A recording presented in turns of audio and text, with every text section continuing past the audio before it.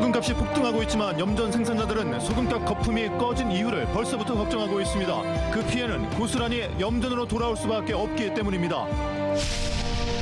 손혜원 전 의원이 목포시에 기증한 나전칠기 작품 특별 전시회를 두고 여러 가지 말이 나오고 있는 가운데 관광 자원을 대하는 목포시와 신안군의 모습이 대비되고 있습니다.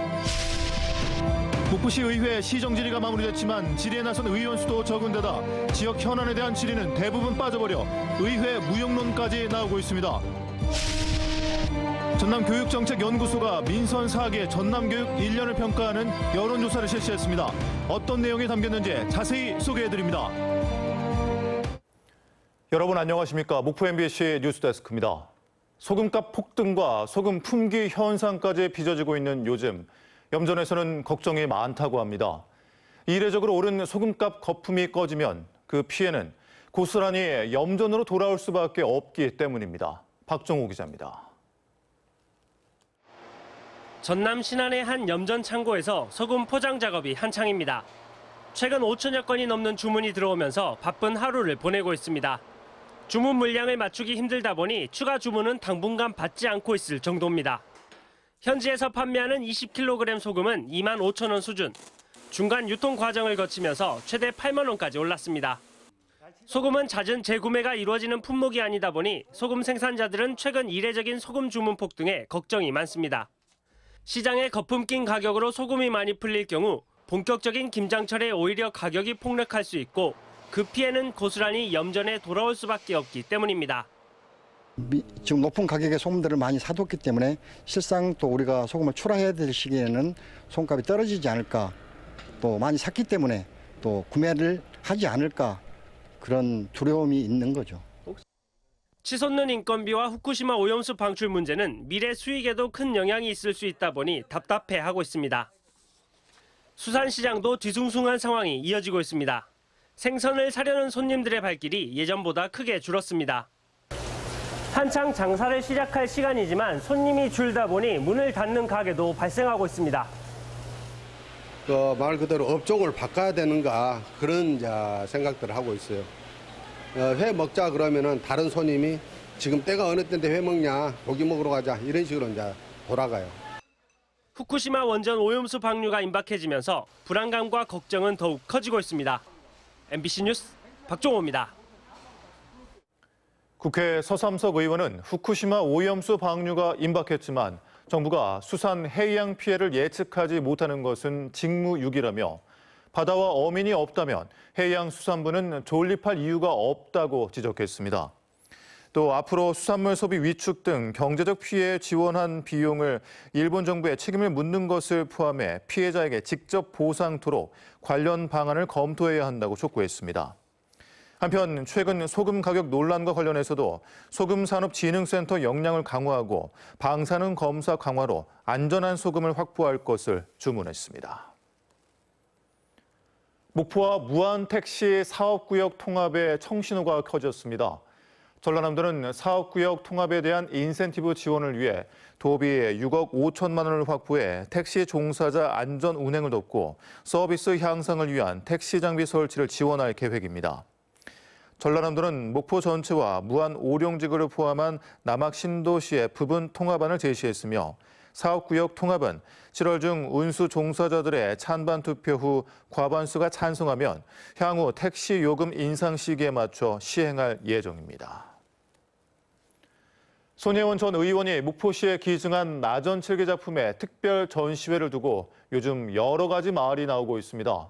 목포시 의회도 이런 논란을 의식해 전시회 예산 가운데 30%를 삭감했는데 관광 자원을 대하는 목포와 신안의 모습이 극명하게 비교되고 있습니다. 김윤 기자입니다. 지난 2021년 서울 종로구 옛 풍문여고를 개조해 건립된 서울공예박물관. 지난달 16일부터 나전칠기 도안을 중심으로 전시회가 열리고 있습니다. 나전칠기의 중시적 격인 전성규 장인과 국가무형문화재 김봉룡, 송주환, 신북일 장인 등의 작품과 도안들이 전시되고 있습니다. 전시 한 달여 동안 이곳을 찾은 관람객은 14만여 명에 이를 정도로 좋은 반응을 얻고 있습니다. 이번 전시를 통해서 이렇게 현대적으로 재해석될 수 있다는 생각을 하게 돼서 되게 놀라웠습니다. 전시회에는 손혜원 전 의원이 목포시에 기증하기로 한 전성규 장인의 산수계와 국가무형문화재 김태희 장인 등 작품 7점도 함께 전시되고 있습니다. 저희가 한 1년 넘는 기간 동안에 관련 학예 연구사들이 전국을 돌아다니면서 연구조사를 했고 그중에서도 좀 수준 있는 그런 선생님들의 작품을 손 전 의원이 목포시에 기증하기로 한 나전칠기 작품은 국가무형문화재 김봉룡, 신북일, 송주환 장인 등을 포함한 230점. 목포시도 전국체전 기간을 포함해 8개월 동안 기증받은 작품을 전시하기로 하고 예산 2억 6천만 원을 세웠지만 30%가 삭감됐습니다. 기증 작품의 가치 평가와 절차적 문제, 불효불급한 예산이 아니라며 일부 의원들의 강한 반발을 샀기 때문입니다. 감정평가도 없이 2억 6천만 원의 특별 전시회 예산을 요구할 만큼 가치 있고 긴급을 요구하는 전시회인지 저는 목포시에 묻고 싶습니다. 지난 2019년 사막도에서 열린 제1회 섬의 날 기념식. 작품도 기증받지 않은 신안군의 주도로 목포 출신 조각가 박은선이 이탈리아에서 제작한 초대형 조각품들이 전시됐습니다. 신안군은 이 작품들을 바탕으로 자은도에 도비와 군비 150억 원을 확보해 세계적인 건축가 마리오 보따의 설계로 인피니또 조각미술관 착공을 앞둔 상태입니다. 신안군은 14개 섬에 1,400억 원을 들여 22개 미술관 등을 짓는 1도 1 뮤지엄이라는 초대형 사업도 추진하고 있습니다. 목포시의회가 나전칠기 특별절을 두고 각을 세우는 것과 인접 자치단체 행보는 크게 대조되고 있습니다. MBC 뉴스 김윤입니다. 목포시 의회 상반기 정례회 시정 질의가 끝났습니다. 그런데 의원들의 시정 질문 참여도 낮은 데다 현안이 빠진 질의로 시의회가 시정을 제대로 감시하려는 의지가 있는지 의문입니다. 김진선 기자입니다. 목포시의회 상반기 정례회에 시정 질의를 신청한 의원은 단 3명에 그쳤습니다. 전체 22명의 의원 가운데 13%에 그칠 정도로 참여율이 저조했습니다. 시정 질의 내용은 자원 회수 시설 관련이나 목포시 예산 전반, 청년 지원 정책, 무형문화재 전수교육관 등이었습니다. 서면 심사를 하는 것들이 조금 이해가 되질 않고 말씀하신 대로 적법한 절차에 의해서 하더라도 얼마나 그 내용이 내실 있게 심의 됐는지는 제가 장담할 수 없다고. 악기나 또 내부들이 곰팡이가 이렇게 가득하고 있어도 제습기 하나 맞추지 못한 열악한 실정입니다. 하지만 시의원들의 시정 질의 내용이 목포시가 당면한 현안과는 동떨어져 있다는 비판이 나옵니다. 목포시의 가장 중요한 현안으로 꼽히는 신안군과 통합 문제는 전혀 거론되지 않았습니다. 농촌 일손 돕기 중심으로 흘러가고 있지만 문제 제기조차 없었습니다.